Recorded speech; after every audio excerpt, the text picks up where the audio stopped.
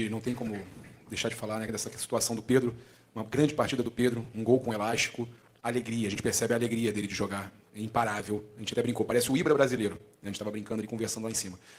E eu ia te perguntar isso, você recuperou, de alguma forma, a alegria do Pedro de jogar, e está aí, né, como você fala, o campo fala, né, e está jogando demais. Queria que você falasse qual foi a sua sensação de ver o Pedro dessa forma, e queria aproveitar e emendar também, que eu percebo alguns detalhes naquelas imagens que o Flamengo divulga, a alegria de cada jogador, mesmo os que entram no decorrer do segundo tempo, em comemorar a vitória. E se isso para você já te diz muito, né, até por esses 46 pontos que superam os 45 dos mesmos 20 jogos em 2019.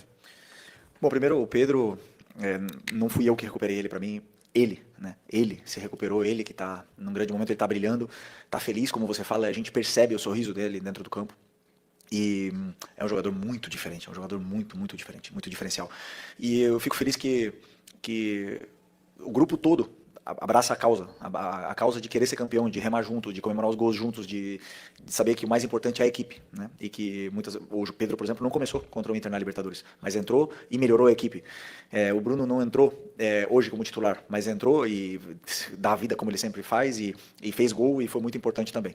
Da Libertadores também. Então, esse tipo de comprometimento que os jogadores têm pelo escudo do Flamengo é o que faz a diferença. Não é fácil de conseguir, de alcançar isso, de que os jogadores deixem o ego de lado, mas é o único caminho, na minha opinião, para que esse grupo possa fazer história.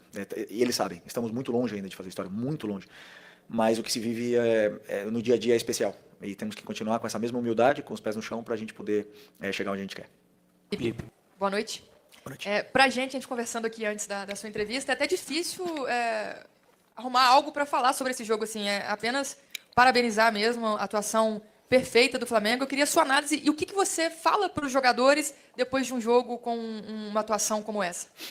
Realmente foi um jogo fantástico, um jogo completíssimo em todos os sentidos, onde os jogadores estavam desfrutando dentro do campo. Foi uma vitória onde começou o jogo e fomos muito efetivos, e isso obviamente que nocauteou o adversário. E o que eu mais gostei foi que em nenhum momento pararam de tentar o controle, tentar tirar a bola do adversário, tentar fazer gols. Em nenhum momento meus jogadores faltaram respeito com firulas, ninguém virou a cara, ninguém provocou nem nada, simplesmente olharam para o gol. E isso é o que mais me deixa orgulhoso sobre o jogo de hoje. Jogadores determinantes estão num grande momento, uma grande fase, e temos que aproveitar esse momento. Agora, pelo que me falaram ali, é a maior vitória, né, da história do pontos corridos, então me deixa com motivo de muito orgulho. E o que demonstra foi que depois da grande vitória e os jogadores fizeram não um esforço físico, fizeram um esforço mental para sair do nível de euforia de ter eliminado o Inter lá em Porto Alegre, na casa deles, e fazer o jogo que fizemos. E esse esforço mental faz com que o time entrasse dessa forma, concentrado dentro do campo. Isso prova com que os jogadores eles querem muito ser campeões, querem muito estar brigando até o final, e esse é o caminho. Em 2019, o Arrascaeta fez 18 gols e 19 assistências, e esse ano ele já está muito perto de igualar ou até superar essa marca, né? Ele já tem 16 gols e 13 assistências. Você foi um jogador que jogou muito com ele e agora está treinando. Você considera que nesse momento, contando a questão tática, a questão técnica e até a forma física, é o melhor momento do Arrascaeta desde 2019? Uma pergunta para ele, né, qual é o melhor momento dele, mas que eu vi, onde ele está mais letal, mais experiente, escolhendo melhores momentos de correr e correndo na hora certa. Então ele está economizando energia e está sendo muito mais letal e determinante no que do que são esses números, né? Então em 2019 ele jogava mais na ponta, mais aberto, vindo para dentro, e também fez uma temporada excepcional, como todos, mas eu sinto esse ano ele desfrutando muito e, como eu falei, com essa economia energética aí que está favorecendo muito o jogo dele e o da equipe. Nos últimos jogos, a gente viu uma dupla de volantes que tem saltado os olhos do torcedor, que é o Jorginho e o Saul. Os dois estão muito bem no meio-campo. E, recentemente, você tinha falado que, inicialmente, o Saul tinha vindo para aquela posição ali, mais ou menos, que jogava o Gerson, que você enxergava ele ali, e que, claro, ele também poderia jogar como volante. Eu queria saber se você mudou de opinião, se agora você enxerga ele mais como um volante, essa dupla que ganhou uma sequência de jogos, se não me engano, 3 jogos seguidos juntas. E aí, ok, tem o retorno do Pulgar, mas se você enxerga o Saul já mais nessa posição como volante, ou se a tua ideia depois é arrastá-lo ali para a ponta ali? Como eu falei, o Saul é um desses jogadores que podem fazer várias posições. Igual era o Gerson, né, que também jogava de volante, podia jogar mais adiantado. As circunstâncias que aconteceram com lesões, com cartões e com a falta, né, de alguns jogadores, como a lesão do Eric, e o próprio Alan teve uma lesão, o Nico, me fez pensar em trazer ali também, principalmente pelo momento do Plata e do Luiz Araújo, onde cada vez melhor, os dois. O Plata tá num momento extraordinário também.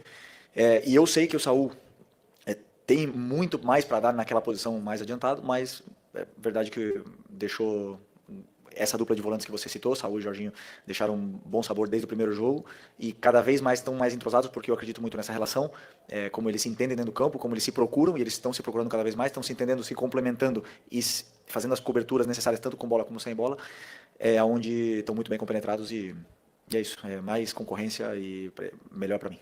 Até um tempo atrás eu até te questionei sobre o Flamengo cercar ali a área do adversário, começar os jogos com muita intensidade e não conseguir converter isso em gols. No jogo contra o Inter, o Flamengo faz 2 gols em 12 minutos. Hoje o Flamengo faz 2 gols em 3 minutos e mantém o ritmo, mantém a pegada. Você disse na época que faltavam jogadores determinantes, né, para poder converter aquelas ações todas em gols. Hoje você tem esses jogadores determinantes, a janela fecha dia 10, você ainda pretende reforçar a equipe ou fechou agora o ciclo de contratações e esses jogadores determinantes de fato chegaram ao Flamengo? Obrigada. Bom, sobre contratações e saídas, eventuais saídas é assunto da diretoria, né? É o clube que monta o elenco para que eu possa tirar a máxima performance deles. Eu acredito que não deve haver mais entradas, mas sim possivelmente saídas nesse grupo, né? E vamos ver o que vai acontecer, mas eu não tenho nenhuma dúvida que está muito forte. Esse elenco está muito forte e, como eu falei na pergunta anterior, a chegada de novos jogadores cria essa concorrência interna e eleva muito o nível de jogadores até que não estavam num grande momento e estão crescendo junto, né? Isso é o melhor. Eu acho que a janela do Flamengo, não acho, eu tenho certeza que a janela que nós fizemos foi extraordinária. Foram contratações pontuais que identificávamos que necessitávamos melhorar e elevar ainda mais o nível. E a gente vê essa qualidade dentro do campo, né? Mas, respondendo a tua pergunta sobre os gols hoje entrou no começo, mas o jogo tem 90 minutos, às vezes pode entrar no segundo tempo. O importante é que o time mantenha a consistência. Ser consistente no futebol é o mais importante. Foi uma atuação conjunta, muito qualificada, mas individualmente também vários jogadores foram muito bem no campo. Queria falar sobre 2, o Samu, Lino e o Pedro. O Samu teve 2 gols, 3 assistências. O Pedro, 3 gols, 1 assistência. A importância desses jogadores de nível de seleção brasileiro. O Samu, enfim, desencantando com gols marcados, assistências. E sobre o Pedro, se me permite, ele tinha a oportunidade de marcar um 4º gol. Ele já fez isso contra o Tolima, lá em 2022. Mostra também o espírito de grupo, ter passado aquela bola para o Bruno Henrique na hora da cobrança de pênalti. Obrigado. Sobre o Lino, acho que não vale o que pagamos nele. Acho que ele vale o dobro ou o triplo, na minha opinião. Jogador fantástico. E se você olhar o preço dos pontas determinantes no mercado, você vai ver que é outro patamar, né? E tem um jogador desse nível, que estava no Atlético de Madrid, foi titular do Mundial em alguns jogos, escolher vir para o Flamengo, um privilégio muito grande tê-lo aqui, e que não importa os gols, hoje ele fez, claro que importa, né, para ele, mas eu falo, sabemos o que ele dá à equipe, o que ele pode oferecer para a equipe é muito importante, a chegada dele, também para levar o nível, tanto do Cebolinha e do Michael, que estão competindo por posição com ele. E do Pedro, como eu falei na outra coletiva, é um jogador que, dentro da área, é o jogador mais frio que eu já conheci, que eu já joguei junto. Ele tem muita calma na frente do goleiro, ele olha muito bem, é onde ele se sente confortável, ele parece que ele está brincando dentro da área, né? Então, tentar aproximar o máximo possível ele dentro da área, entendia que era um jogo para ele. Hoje, pelo contexto, e está num momento incrível, né? Nos últimos 3 jogos, acho que ele fez 6 gols, se eu não me engano. Mas o respeito que eles têm um pelo outro, ele e o Bruno, que o Bruno jogou na Libertadores, e passar a bola para o Bruno fazer o gol de pênalti mostra realmente que a força do grupo não é só palavras, senão em atitudes. Então, essas coisas que deixam o treinador orgulhoso. Analisar somente essa goleada seria injusto, até porque é a 6ª vitória consecutiva do Flamengo, juntando Copa do Brasil, Brasileirão e Libertadores. Em apenas 2 delas, o Flamengo sofreu gol e foram impressionantes 17 gols a favor nesse intervalo.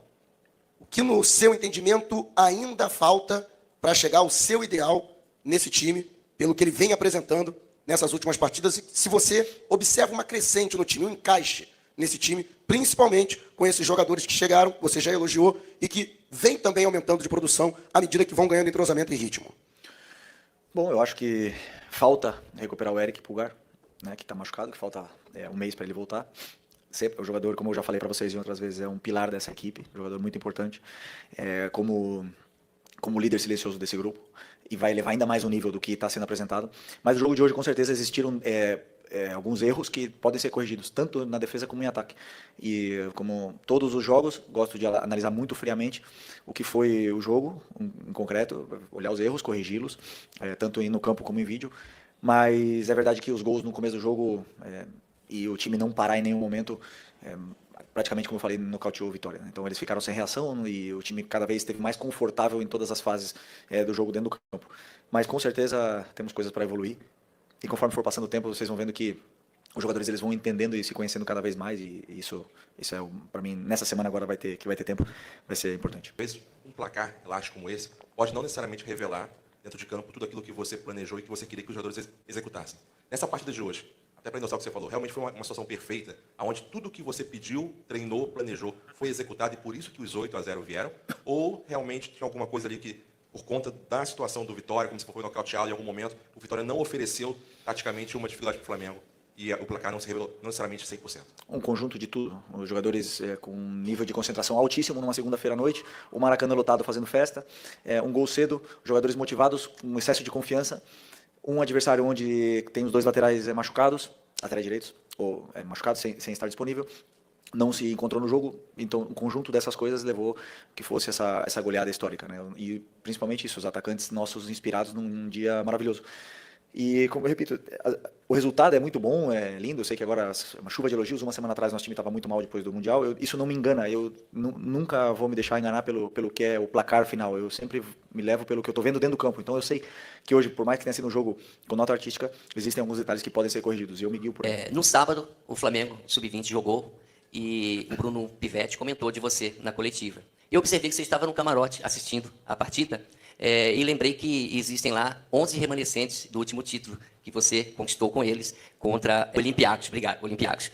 Como que foi para você, eu quero saber como que foi para você estar assistindo a partida, como observador, claro, dos garotos, e, acredito eu, como torcedor também, que torcia pela vitória. Que emoção foi para você? Porque foi um jogo bastante intenso e de bastante emoção. Teve gente que, se cuidasse bem, poderia até infartar. E se você falou com o Bruno Pivetti depois desse jogo, e o que falou, ou se não falou, o que você falaria para ele? Eu esqueci, eu ia abrir a coletiva falando parabéns para o nosso Sub-20, para o Bruno Pivetti, para os jogadores, para toda a comissão, na verdade, toda a diretoria da base, por esse excelente título muito especial, e também relembrar que o gol do Lohan, o primeiro, foi no momento que a torcida estava cantando para os meninos do Ninho, e para mim não é coincidência. Eu ia começar falando isso e esqueci, que bom que você me perguntou isso. E foi legal ter vindo aqui, passou um filme na minha cabeça, mas eu sinceramente não analisei absolutamente nada do jogo. Eu sentei na arquibancada e desfrutei, virei um torcedor ali. Desfrutei não tanto, né? Não foi fácil o jogo. Aliás, que time do Barcelona, que bem treinado pelo Belletti, que treinador brasileiro, campeão do mundo aí, fazendo um grande trabalho, parabéns para ele também, fez um jogaço aqui. Mas o Flamengo é especial, sempre tem essas loucuras, essas vitórias assim, absurdas que entram na memória, e que bom que eu estava aqui, né? Tenho história para contar e estava do lado da minha esposa, dos meus filhos vendo esse jogo, e foi muito especial. Então, parabéns para eles. Não falei com o Bruno ainda, acreditava que vir aqui não era meu momento, era o momento deles, então preferi ficar totalmente fora, mas daqui está o meu parabéns para eles e que eles possam aproveitar esse momento. Observando a reação da torcida, né, a alegria, a euforia, não só pela vitória, e também como o Flamengo construiu a vitória, assim como também aconteceu no enfrentamento contra o Internacional. A torcida tem aquela confiança de um time que muito provavelmente será campeão com a manutenção desse futebol.